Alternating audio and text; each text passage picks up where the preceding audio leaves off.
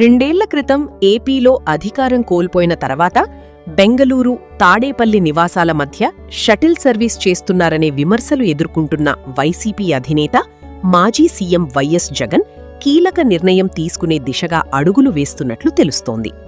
ముఖ్యంగా బెంగళూరులో వారానికి 2 రోజులు మాత్రమే ఉంటున్న కూటమి పార్టీల నేతలు మాత్రం తనను తరచూ టార్గెట్ చేస్తుండటం, ఇతరత్రా కారణాలతో ఆయన మకాం మార్చబోతున్నారు.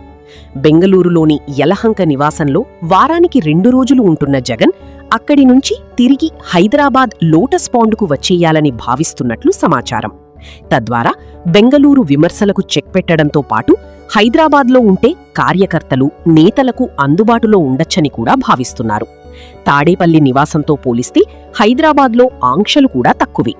దీంతో తిరిగి లోటస్ పాండ్కు తిరిగి వచ్చేందుకు వీలుగా అక్కడ ఏర్పాట్లు చేయిస్తున్నట్లు తెలుస్తోంది.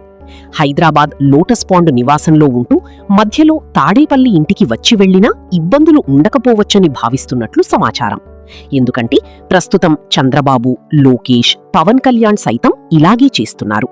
ఇప్పుడు జగన్ కూడా అదే పని చేస్తే ఆయన్ను విమర్శించేందుకు వీళ్లు సాహసించకపోవచ్చని భావిస్తున్నారు. కూటమి నేతలే కాదు, వైఎస్ఆర్సీపీ కీలక నేతలు సైతం చాలామంది హైదరాబాద్లోనే ఉంటున్నారు. వారిని రెగ్యులర్గా కలుసుకునేందుకు కూడా జగన్కు లోటస్ పాండ్లో వీలు పడుతుంది.